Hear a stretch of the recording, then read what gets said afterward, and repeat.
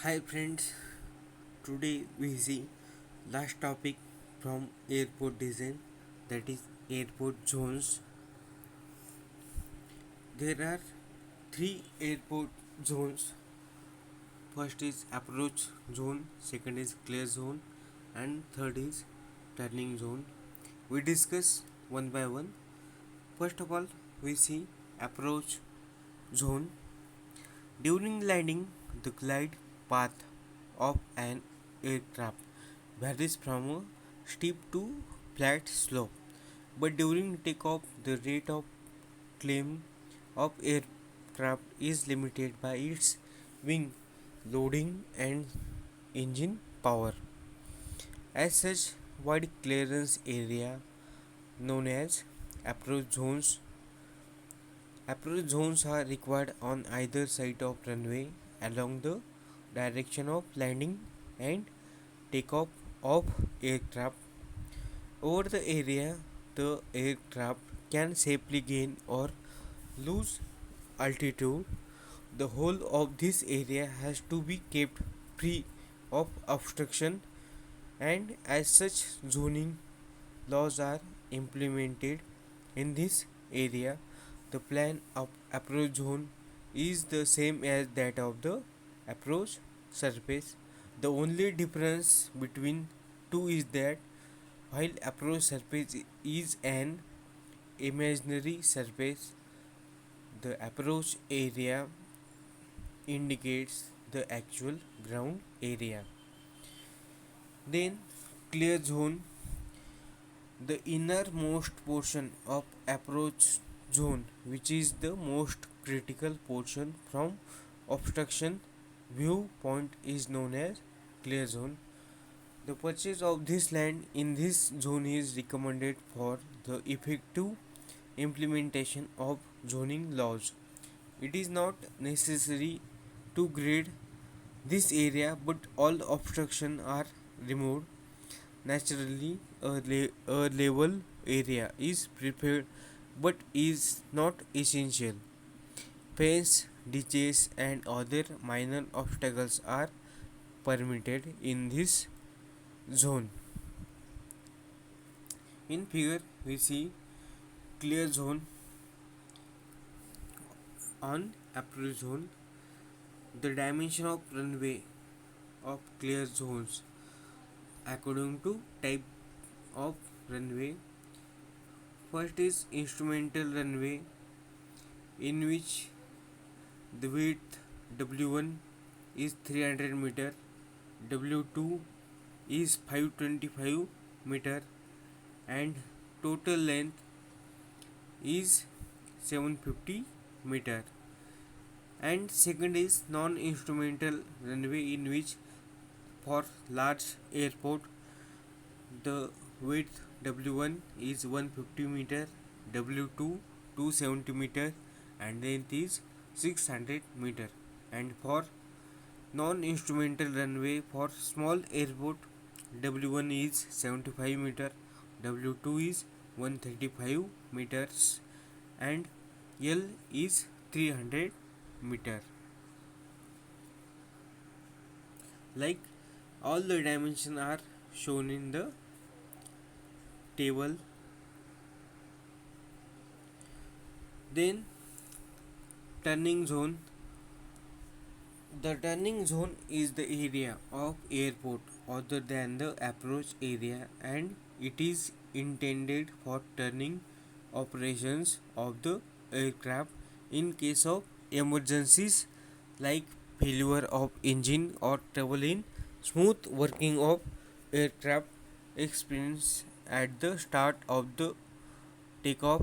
In such cases, pilot takes the turn and comes in line with the runway before landing.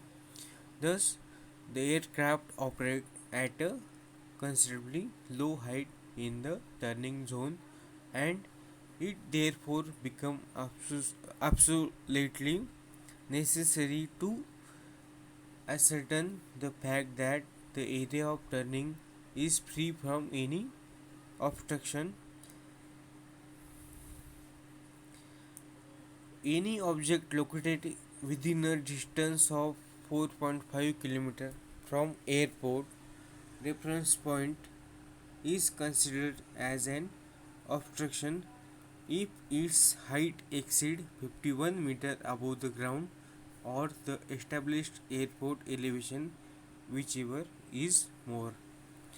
Any object which is located beyond a distance of 4.5 km from the from the airport reference point is considered as an obstruction if its height exceeds 51 meter plus 30 meter for each additional 1.5 kilometer distance from the airport reference point, that is ARP, or if it exceeds 150 meter within a distance of 15 kilometer from the ARP, that is airport reference point. The turning zone for different length and height is shown in the figure. Next point is passengers facilities and services. For airport design, the passengers facilities and services are most important point to be considered, in which first is baggage inquiries.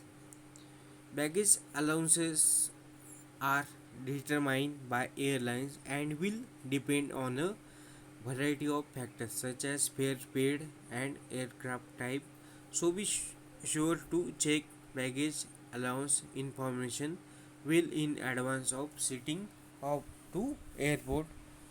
Second is internet access. If you have mobile internet device such as laptop or smartphone, you can also print vital document at the point, ensuring you can brush up on last minute paperwork during the flight. Third one is escape lounge. Escape lounge now for complimentary food and drink, free Wi-Fi, and to simply unwind before fly. Next is prayer room. If someone needs somewhere for prayer or quiet reflection, can visit prayer rooms in the main terminal building. Next is bag wrapping and weighing. Luggage point offer a bag wrapping facility within the landside concourse at airport. Then cash machines. Cash machines will be available in airport before and after security check. Then family facilities. Traveling with children doesn't need to be a stressful process. At airport, all the services and facilities will be available to keep kids happy and entertained at the airport. Whether that's from baby changing room to pre-flight entertainment and dedicated family rooms at specified gates. Then information desk. The 24-hour airport information desk is located in the international arrivals area, providing help with general airport inquiries, flight information, and important paging calls. Then rooms. Meeting and conference facilities are available at airport and through a variety of nearby hotel spots. Then postal services. Ability of postal services for passengers to send a letter or postcard from airport. Then rest and relaxation means seeking peace and quiet before departing the airport. Passengers can avail escape lounge. Further facilities geared towards a relaxing airport experience include an array of comfortable sitting in one of our many cafes, restaurants, and bars. Then smoking area. Airport are smoke free with smoking only permitted in designated areas outside the terminal building. And last is trolleys. Baggage trolleys are provided in the reclaim hall and other key areas in the terminal buildings, car parks, rail station and coach stations. Next is airport marking and lighting, in which we see airport marking. There are different types of air marking present on the airport, in which first is runway and taxiway marking in order to add point add pilots in guiding the aircraft on runways and taxiways. Pavements are marked with lines and numbers. These markings are of benefit primarily during the day and dusk. Second marking is runway designators. The end of each runway is marked with a number known as a runway designator, which indicates the approximate magnetic of the runway in the direction of operation. Third is runway threshold markings. Runway threshold markings identify the pilot the beginning of the runway that is safe and available for landing. Next is center line markings.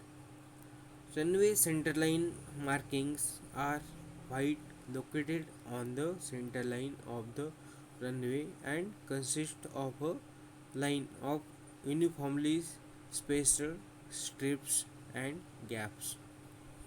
Next marking is aiming points. Aiming points are placed on runways of at least 4,000 feet in length to provide enhanced visual guidance for landing aircraft.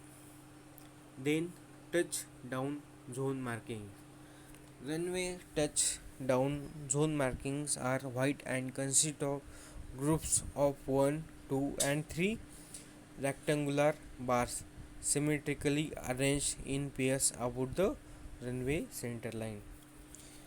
Then side strips. Runway side strips consist of continuous white lines along each side of the runway to provide contrast with the surrounding terrain or to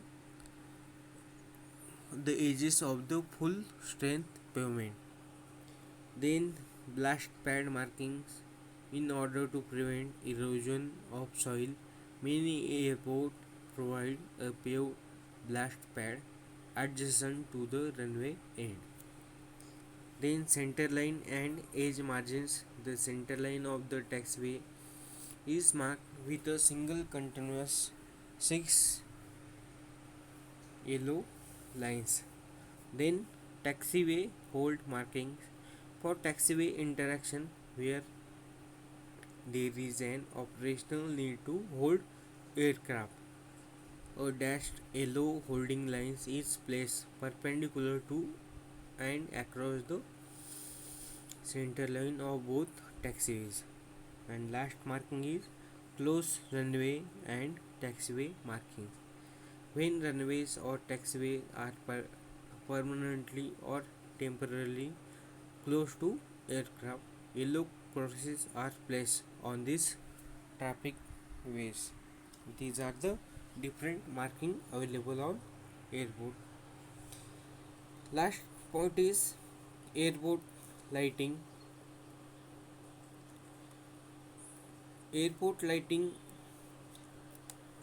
which consists of visual aids, assist the pilot on approach to an airport as well as navigating around an airfield and are essential elements of airport infrastructure. As such, these facilities require proper planning and precise design. These facilities may be divided into three categories like lighting, marking, and signage. Lighting are specified as approach lighting, runway threshold lighting, runway edge lighting, runway center line and touch down zone lights, runway approach slope indicators, and taxiway edge and center line lighting. The airport lighting is of different types in which the airport beacons are lightened to mark an airport. They are designed to produce a narrow horizontal and vertical beam of high intensity light which is rotated about a vertical axis so as to produce approximately 12 flashes per minute for civil airports and 18 flashes per minute for military airports. Second is obstruction lighting. Obstructions are identified by fixed flashing or rotating red lights or beacons. All structures that constitute a hazard to aircraft in flight or during landing or takeoff are marked by obstruction lights. Then alignment guidance. Pilot must know where their aircraft is with respect to lateral displacement from the center line of the runway. Next is height information. The estimation of height above ground from visual cues is one of the most difficult judgment for pilots. It is simply not possible to provide good height information from an approach lighting system. Then approach lighting system are designed specially to provide guidance for aircraft approaching a particular runway under night time or other low visibility condition. Then visual approach slope aids. Visual approach slope aids are lighting system designed to provide a measure of vertical guidance to aircraft approaching a particular runway. Then visual approach slope indicator, which is a system of lights which acts as an aid in defining the desired desired glide path in a relatively good weather condition. Then precision approach path indicator. The use of another type of visual approach indicator is called precision approach path indicator. Then threshold lighting. During the final approach for landing, pilots must make a decision to complete the landing or execute a missed approach. Then runway lighting. After crossing the threshold, pilots must complete a touchdown and roll out on the runway. The runway visual aids for this phase of landing are to be designed to give pilots information on alignment, lateral displacement, roll, and distances. The lights are arranged to form a visual pattern that pilots can easily interpret. Then runway edge light. Runway edge lighting system outline the edges of runway during night time and reduce visible condition. Next is runway center line and touchdown zone lights. As an aircraft towers over the approach lights, pilots are looking at relatively bright light source on the extended runway center lines. Then taxiway lighting, either after a landing or on the way of takeoff, Pilot must maneuver the aircraft on the ground on a system of taxiways to and from the terminal and hangar areas. Taxiway lighting system are provided for taxiing at night and also during the day when visible conditions are very poor, particularly at commercial services airports. Then taxiway edge light. Taxiway edge lights are elevated blue colored bi-directional lights usually located at intervals of not more than 200 feet on either side of taxiway. And last is runway stop bar. Similar to runway guard lights, runway stop bars lights are in pavement lights on taxiways at intersection with runways. Thank you.